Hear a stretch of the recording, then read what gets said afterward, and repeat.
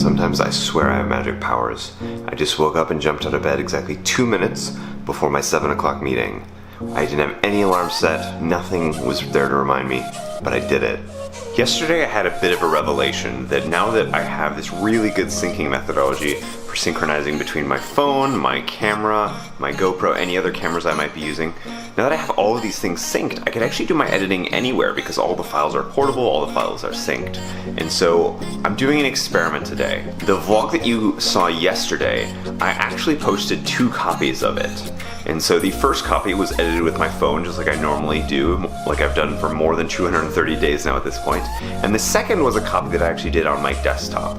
Now, there's differences between these 2 editors, and I kind of let those differences influence the final decision of what to include, how to edit it in the vlog. So you'll notice slight differences, and I want to know your feedback about what you think between the 2 different versions. A lot of these differences between the 2 editors really come down to the things that they make easy and hard. If you think about the editing of a clip on my phone, for example, it's very easy to see how long the clip is. It only focuses you just on that clip, and so the trimming is all based on waveforms, and it's actually very nice. If you contrast that with what you're doing on a desktop, you're able to be more precise, but you kind of have more context, you have more stuff going on the screen, so it's a little bit more complex. I would say that getting all of the clips organized on the desktop is much, much easier. I can actually drag in all the clips that have appropriate date and timestamps, and they'll all get sorted appropriately. Whereas on my phone, I have to manually combine clips from multiple sources in order to get them in the right order.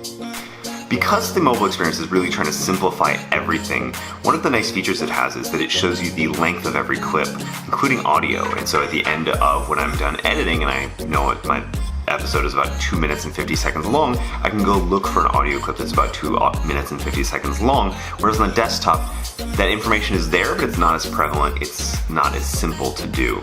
There's also a couple weird things, like when you edit and upload into YouTube from the desktop, you can't immediately edit the location of the filming, whereas I really like having that tag underneath each video of where the video was made, what it's concluding, but you have to actually go back into the video via YouTube Studio to do that on the desktop, whereas in the phone it actually uses your location and does that very, very easily. And the last piece that I think I look to the phone most favorably on is this idea of editing the audio. So on the phone, there's very limited controls. You can have exactly one audio file, and that audio file will repeat for the entire length of the video. And what you can do within that video is you can, for each clip, you can turn on or off the audio. You can do from, I think, like 50% to 200% audio volume. And then you can do what's called smart audio, where the backing audio track, the single backing audio track that you're allowed to have, will automatically go up and down as there's other audio in the actual clips themselves. Now, I'm sure there might be a plugin on the desktop to do this, but I haven't found it yet. And so I'm manually editing volume keyframes throughout the video to turn audio up and down. And so one of the things I'm really curious to see when I compare and contrast the mobile and the desktop video are which audio is better. Is the one where I took complete control and had to manually do an okay job of turning up and down the backing track? Is that better? Or is it better just relying on the smart audio entirely? One of my personal philosophies is the idea of better life and work product through tooling. And so this is actually a really important test because I spend so much time editing and publishing video content. I want to make sure that I'm using the right tool for the job in the right way. It's almost 10 a.m. headed to the salon to get another haircut. Just finished getting my haircut. What do you think?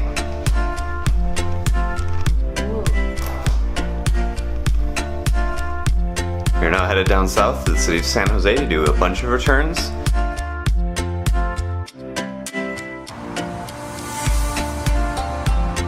We're here at the baby stuff store, buying a stroller, car seat, base, all the things we're gonna need to take our baby home and make the baby happy.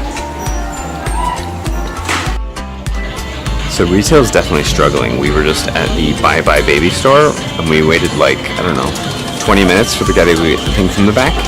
But Steph's pregnant, she can't just like stand there for 20 minutes, half an hour, waiting for them to bring something. And the guy was kind of really unpleasant, so we decided we're just gonna buy it online. Thanks, retail. We are hanging out at Nordstrom's, and it took 4 people to figure out how to return Steph's Trunk Club stuff. Pretty crazy. Stef and I have been very productive this evening. We finally finished up most of the thank you cards. We did it. We finally are gonna send out cards to people. We're the worst. We're the worst in general, but we're trying to do better. I was just cleaning up my backpack for a moment, and I found this little stash. So every time I fly in first class, they give you eye shades, and I just stuff them in my backpack. And now I have too many pairs of eye shades. It's kind of ridiculous.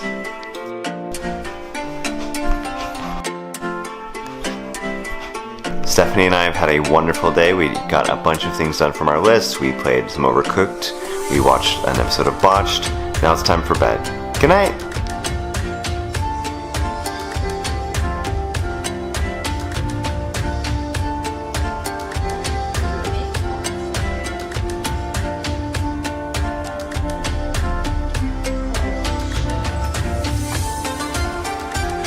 We did it.